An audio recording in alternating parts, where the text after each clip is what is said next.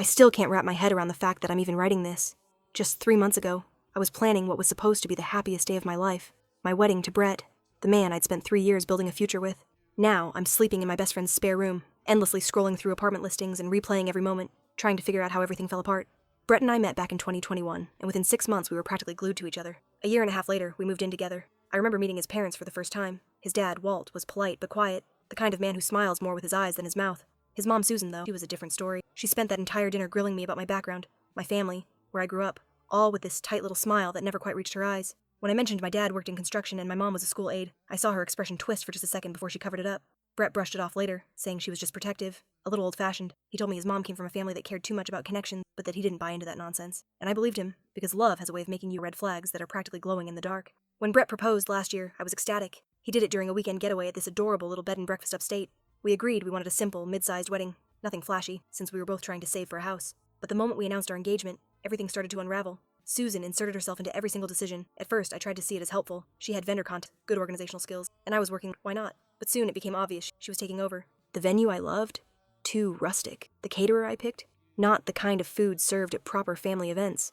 The dress I fell in love with? Pretty, but a little cheap looking, don't you think? Brett kept telling me it was easier to just let her have her way than to argue. So I compromised, over and over, until the excitement I once felt about my wedding was replaced by exhaustion. Each decision she took away from me chipped at my happiness. Like slow, steady erosion, planning the wedding started to feel less like celebrating love, and more like surviving an exam I never signed up for. The real breaking point came during a dinner at Brett's parents' house, about 3 months before the wedding. Susan had 2 of her friends over, Rita and Andy, and it didn't take me long to realize I was basically being paraded in front of them for inspection. Every time I spoke, they'd exchange these smug little looks. At one point, Rita casually asked where I summered. I laughed, assuming she would. When I told her my family spent vacations camping at state parks or visiting my grandma in Ohio, the table went completely silent, like I'd just confessed to a crime. After dinner, while I was helping clean up, Susan cornered me. She started off with small talk about Brett's ex, Melissa, apparently from some influential family with a place in the Hamptons, and then, with a perfectly polite tone, dropped a sentence that felt like a slap. She said Brett had always been destined for great things, and that she hoped I wouldn't hold him back. I froze. When I asked what she meant, she stopped pretending to be. She told me, point blank, while I seemed sweet, I clearly wasn't from the kind of background that could support Brett's ambitions. She said my lack of refinement would embarrass him someday, that I wouldn't know how to host properly or navigate important circles. I was so stunned I couldn't even speak. When I finally did, I told her she was being unbelievably rude. She just gave this patronizing little laugh and said my defensiveness proved her point. Then she told me Brett deserved someone who matched his potential, not someone who'd drag him down. I walked straight out of that kitchen and told Brett we were leaving. In the car, I was shaking as I told him everything she said. I expected outrage, maybe even a little anger on my behalf. But instead, he just went quiet. Then he said she didn't mean it like that she was only worried about our future. He even suggested I might have misunderstood her tone. That night, we had our first real fight. I couldn't believe he was defending her after what she'd said. That's when he admitted his mom had been voicing concerns about me for months, that she'd been planting seeds of doubt in his head about whether I'd fit into his world long term. And the worst part? He was listening. Over the next couple of weeks, everything between us began to crumble. Brett started staying late at work, and when he was home, he'd bring up random issues that never existed before, whether our different upbringings would make raising kids hard, or if I'd feel out of place at his company events. It all came to a head when Susan invited us over again, supposedly to clear the air. Brett begged me to go, promising she wanted to apologize. Like a fool, I believed him. There was no apology. Instead, Susan spent the entire night tearing into me with little digs, my clothes, my manners, even the way I spoke. When Brett stepped outside to take a call, she leaned in and told me, in this cold, deliberate voice, that I was nothing without her son, that he could do better, and that I should walk away before I ruined his life with my ordinariness. When tears welled up in my eyes, she rolled hers and said my emotional outburst just proved her point. By the time Brett came back inside, I was grabbing my purse. When he asked what was wrong, Susan faked concern and told him I'd overreacted to some light wedding advice. That was it for me. In the car, I told Brett exactly what happened and gave him an ultimatum. Either we cut contact with his mother until she learned to respect me, or the wedding was off. I honestly thought he'd finally take my side. He didn't. Instead, he said maybe his mother had a point. Maybe we really were rushing things. Maybe we were too different. The same man who once said he didn't care about status or background was suddenly echoing his mother's words. So I took off my engagement ring, placed it on the dashboard, and told him to drop me off at Angela's place instead of going home. He didn't try to stop me. The next day, while he was at work, I went back to the apartment and packed up most of my things. I left my key on the counter with a short note saying I'd come back for the rest of my things later. The first thing I did after walking out was block Susan's number. I couldn't stomach another word from that, though I kept Brett unblocked, just in case he came to his senses. A few days later, he texted. The message was pitiful, something about being confused and needing time to think. I told him there was nothing left to think about. Either he wanted to build a life with me based on love and respect, or he didn't. His reply? That maybe we should take a break until after his big work project was done, and then reassess things. That was all the answer I needed. 3 years together, and he couldn't even end it like an adult. He just wanted me to wait around while he figured out if I still fit into his plans. I told him not to contact me again and meant it. Apparently, Brett's been telling people that we mutually decided to call off the wedding because of different life goals. Sure, if those goals include having a spine versus being his mother's. Meanwhile, I've been doing everything I can to put my life back together. Yesterday, I got a voicemail from Susan. Don't ask me how she even found my new number. She sounded teary, saying she wanted to talk about Brett. I didn't listen to the rest. I hit delete halfway through. Whatever drama is unfolding in their perfect little world is not my responsibility anymore. The wedding was supposed to be next weekend. Instead, I'm packing for a solo trip to a beach house I found on Airbnb. Not the honeymoon I once pictured, but maybe exactly the reset I need. First update. First off, I can't even describe how much the support on my original post meant to me. The first month after the breakup was honestly a blur. I stayed on Angela's pull-out couch far longer than I expected. She's an absolute saint. Every morning, I'd wake up disoriented, half reaching for Brett before reality hit. My appetite vanished. I dropped 10 pounds without even realizing it. Angela started leaving protein bars on the coffee table because I kept forgetting to eat. Most days, I just sat there scrolling through apartment listings without ever calling a single number. Somehow, taking that next step, finding my own place, made it all feel so final. Angela never pushed, but after about 3 weeks, she gently suggested we check out a one-bedroom that had just opened in her friend's building. The apartment was small, just a cozy kitchen and barely enough space for a couch, but it was affordable and close to work. I signed the lease that same day. Moving in was its own emotional marathon. I'd left most of my furniture behind because I couldn't handle dealing with movers, while feeling like I was coming apart inside. Angela and her boyfriend spent an entire weekend helping me pick out essentials from IKEA. A bed, a tiny couch, a table that doubles as my desk. For weeks, the apartment felt bare, echoing, and lifeless. I couldn't bring myself to decorate or make it feel like mine. Work became my anchor. I started showing up early, staying late, volunteering for anything that would keep me busy. My team lead noticed and began giving me extra tasks, coordinating between departments, helping train the new hire. Small things that somehow made me feel capable again. Being useful felt like a lifeline. Then, about 2 months after the breakup, I ran into Nick, Brett's younger brother, at the grocery store. I nearly ducked behind the cereal aisle when I saw him, but he caught my eye and walked over. To my surprise, he actually looked embarrassed. He apologized for how everything went down and said he'd fought with his mom about the way she treated me. It was awkward, but oddly comforting to hear someone from that family acknowledge I wasn't crazy for how I'd been treated. That's when he mentioned things hadn't been going well for Brett. I didn't ask for details. I just thanked him for the apology and made my escape. I had no interest in being dragged back into their mess. A week later, my old college roommate invited me to a small party. I almost didn't go. The idea of being around happy, normal people felt exhausting. But Angela practically pushed me out the door, insisting I needed to remember how to be a person again. She was right, though I'd never admit it to her face. That night was when I met Matt. He was my roommate's cousin visiting from another city. We ended up in the same group chatting about random nonsense. And before I knew it, I was actually laughing, genuinely laughing, for the first time in months. When he asked for my number before leaving, I surprised myself by saying yes. Our first date was simple. Sunday afternoon coffee. No pressure, no expectation. He was easy to talk to. Warm, grounded. For the first time since the breakup, I spent hours without once thinking about Brett. Matt's nothing like him, in all the best ways. He works in a completely different field, lives in a modest apartment like mine, and has a normal, down-to-earth family that doesn't measure people by their bank accounts or summer homes. When I eventually told him the short version of what happened, he didn't try to fix it. He just listened. And somehow, that was exactly what I needed. Around the 3-month mark, something unexpected happened at work. My company announced a restructuring, creating a new department that needed a team lead. Apparently, all the extra hours I'd been putting in hadn't gone unnoticed. My manager encouraged me to apply, though she warned it would mean longer hours and a lot more stress. I almost didn't. My confidence was still fragile, and part of me wondered if I even deserved to try. But I pushed through anyway, mostly out of spite toward the version of myself that thought I wasn't good enough. The process was brutal. 3 rounds of interviews, a presentation I stayed up past 2 a.m. perfecting, and a final meeting with senior management that had my heart racing the entire time. I walked out convinced I'd blown it. 2 weeks later, my manager called me into her office with a smile. I got the job. The promotion came with a decent raise, enough to finally stop panicking about rent every month. It wasn't a fortune, but it gave me a little breathing room, and the chance to start rebuilding my emergency fund, which had been drained during the chaos. I was still riding that high when, of all people, I bumped into Rita, Susan's gossipy friend, at the mall. I was shopping for professional clothes for my new role when I spotted her walking straight toward me. Rita spotted me before I could pretend not to see her. She came over all smiles, acting way too friendly, like we were old pals catching up. After a few minutes of awkward small talk, she dropped what felt like a rehearsed bomb. Brett had lost his job. Apparently, the big project he'd been working on, the same one he used as an excuse for needing space, had crashed and burned spectacularly. Missed deadlines, bad management. The whole thing went down in flames. Rita kept glancing at me like she was studying my reaction, but I just nodded and kept my face calm while she continued spilling details. According to her, Brett had been fired and was struggling to get back on his feet. Then, with thinly disguised satisfaction, she mentioned that Melissa, the ex with the fancy family, had briefly gotten back together with him after our breakup, only to dump him again a few weeks later. Rita gave me a sly wink and said I'd dodged a bullet. I just smiled tightly and excused myself. A few days later, I had another bizarre run-in. Matt and I were out for dinner at a new restaurant downtown when I noticed Susan across the room. She was sitting with Walt and another couple I didn't recognize. My stomach dropped the instant our eyes met. I looked away quickly, hoping she'd pretend not to see me, but of course that would have been too easy. To my disbelief, she actually got up and walked toward our table while Walt stayed seated, looking mortified. She greeted me like we were long-lost friends, complimented my outfit, asked about my new job, which made my skin crawl because how did she even know about that? Matt, being the polite person he is, smiled through the whole thing while I awkwardly introduced her. When she realized Matt was my date, her smile tightened just a fraction, but she kept up the sweet act. Before she left, she said everyone missed me, could catch up sometime. I muttered something new, and she finally went back to her table. Once she was gone, Matt raised an eyebrow and said she seemed intense. That was putting it mildly. A week later, Angela forwarded me a Facebook message. He'd asked how I was doing and if I was seeing anyone. She didn't respond, knowing I wouldn't want her to. I was grateful for that, but still unsettled. Word got around through mutual friends that Brett had moved back in with his parents. Losing his job had apparently knocked him flat, and Susan was not handling the reality of her perfect son being unemployed and living at home. I tried not to think about them at all. Meanwhile, things with Matt were moving at a steady, comfortable pace. No games, no pressure, just two people actually enjoying getting to know each other. We'd been seeing each other for about 2 months by then. He came over most weekends, helping me slowly turn my apartment into a real home. One weekend we built bookshelves together, the next we hung a few art prints. Little by little, the place started to feel warm, lived in. My new job was demanding, but rewarding.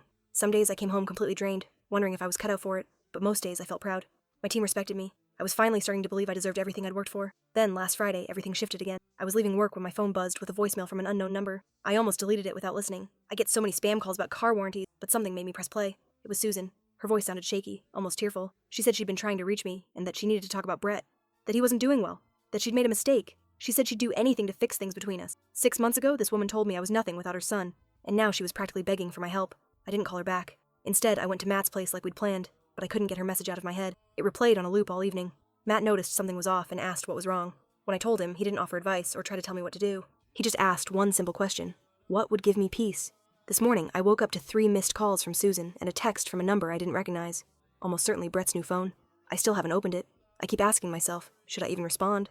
Last update. It's been about a month since that last post, and honestly, things have gotten strange. Uncomfortably strange. After Susan's tearful voicemail, I spent 3 full days debating whether to reach out. Eventually, curiosity won. I sent a short text to the unknown number, just asking what was going on. I figured a text was safer than a phone call. Easier to walk away if things got weird. Within 5 minutes, literally 5, my phone rang. It was Susan, not Brett. Apparently, she'd been using his phone to contact me since I'd blocked her. I nearly ignored the call, but my curiosity got the best of me. That was my first mistake. The Susan on the phone sounded nothing like the icy, judgmental woman I remembered. Her voice trembled. She started by asking how I was doing, even complimented how I looked when she saw me at the restaurant, which made my skin crawl all over again. And then she launched into what might be the most uncomfortable apology I've ever heard. She admitted she'd been awful to me, that she'd misjudged me, that she'd been obsessed with appearances, and that she regretted pushing me away. I sat there frozen, listening as Susan's voice cracked through the phone. She said Brett hadn't been the same since our breakup, that he'd lost his job, started drinking too much, made bad financial decisions, and was drifting. When I finally managed to ask why she was telling me all this, her answer sent a chill down my spine. She thought I could help him. She said Brett needed someone responsible like me to steady him, that I'd always been such a calming influence. The sheer audacity of that woman, the same one who once told me I wasn't good enough for her son, now deciding I was exactly what he needed once his life fell apart. I told her, as evenly as I could, that I was sorry Brett was struggling, but that chapter of my life was long closed. I also mentioned that I was seeing someone now. Her response? A smug little remark about rebound relationships never lasting, and how Brett and I had real history. Then she suggested we meet for coffee to discuss his situation further, against my better judgment, and ignoring Matt's very clear look of concern.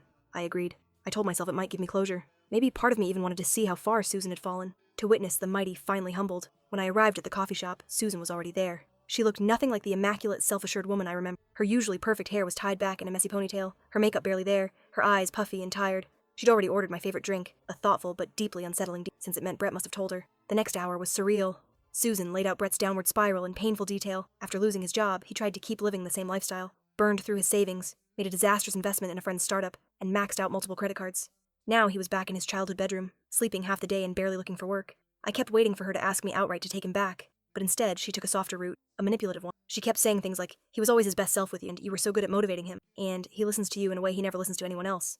I reminded her, gently but firmly, that she'd once said I wasn't good enough for her. She actually teared up and said she'd been protecting him from the wrong things, that she should have valued my steadiness over Melissa's social status.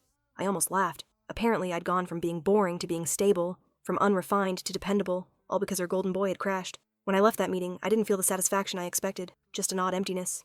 Maybe a bit of pity. I told her I'd think about talking to Brett, but made no promises. That should have been the end of it. It wasn't. The calls started the very next day. First, to follow up on our chat.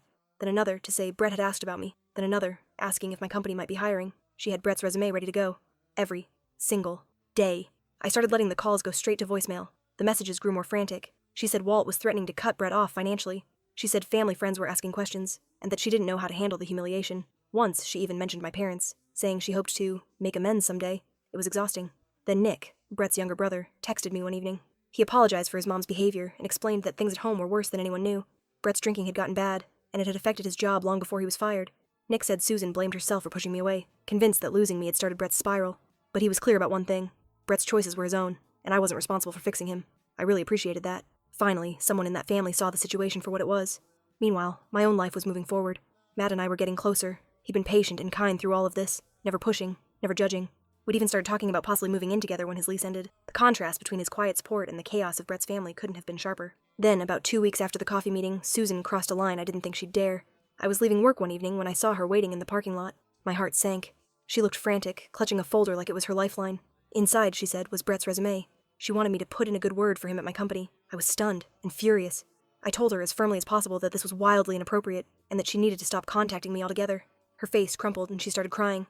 Right there, in the middle of the parking lot, saying she didn't know what else to do, that Brett wouldn't listen to her, that she was desperate. A few of my coworkers saw the entire thing. Mortifying doesn't even begin to describe it. I led her to a bench away from the main entrance and told her, as calmly as I could, that I couldn't help her or Brett, that our relationship was over, and she needed to respect that. Eventually, she left. The rest of the week, I got curious looks from people at work. Angela, who works in another department, even told me people had been asking who the crying woman was. I just shook my head. It was humiliating. Then, finally, Brett himself reached out. He sent a long text, apologizing for everything. For his mother. For how things ended. For not standing up for me. He admitted he'd made a huge mistake letting her control our relationship. He said he missed me every day, and that shame had kept him from reaching out sooner. Reading it, I felt nothing. No spark. No anger. Not even relief. Just a strange, quiet sense of finality. I showed the message to Matt. He read it without comment, just nodded slightly and handed my phone back. I didn't respond right away. I wanted to think about whether saying anything would even matter. But Susan didn't. The next morning she called again, asking if I'd seen Brett's message, and when I told her it wasn't her place to involve herself in our communication, she got defensive, insisting she was only trying to help. And that's when something in me finally snapped. I told Susan, in a voice so calm it even startled me, that this would be our last conversation. I said I was blocking her number after the call, and that if she ever showed up at my workplace again, I'd report it as harassment. I reminded her that Brett was a grown man, and if he wanted to get his life back together, that was his responsibility, not mine, and certainly not hers. Before hanging up, I added one final thing. I told her that maybe, if she'd raised her son to value people for their character instead of their social status, he wouldn't be in this position now. Then I ended the call. That evening, I finally replied to Brett's message. I told him I forgave him, not because he deserved it necessarily, but because I needed to let go of the anger that had been weighing me down. I told him I had moved on, that our story was over, and that he needed to find his own closure too. I suggested he get professional help, for the drinking, for the gambling, and that he stop letting his mother fight battles that were his to face. I wished him well, sincerely, and asked him not to contact me again. Then I blocked both of them. It felt like shutting a door that had been left cracked open for far too long. A quiet, definitive end. The peace didn't last long. The next day I got an Instagram DM from Susan. She'd made a new account just to reach me. This time she wasn't apologetic. She was furious. She accused me of being heartless, of abandoning Brett when he needed me most, of throwing away years of history out of pride. That last part almost made me laugh. Susan lecturing me about pride. The same woman who destroyed our relationship because I wasn't polished enough for her precious son. I didn't bother responding. I just blocked the account, but she didn't stop. A few days later came the emails, different addresses every time. Then a handwritten letter arrived in my mailbox, begging me to reconsider. Each message was more frantic than the one before. And then came the final straw. Last weekend, Matt and I were having dinner at my apartment when there was a knock at the door. I wasn't expecting anyone. When I opened it, my heart sank. Brett was standing there, disheveled, glassy-eyed, clearly not sober. And behind him, of course, was Susan, hovering like a shadow. For a moment, I couldn't even find my voice. Matt walked up behind me, asking who it was, and the instant Brett saw him, something shifted in his face. A mixture of shock, shame, and something almost childlike. What followed was one of the most uncomfortable exchanges of my life. Brett tried to talk about the past, about regrets and second chances, while Susan kept chiming in, insisting we were meant for each other, that I could save him. I didn't invite them in. Instead, I stepped out into the hallway and pulled the door halfway closed behind me. I told Brett, gently but firmly, that this wasn't appropriate, that showing up at my home unannounced was not okay, that I'd meant every word I'd written. I'd moved on, and I wanted to be left alone. And then, unexpectedly, Brett turned to his mother.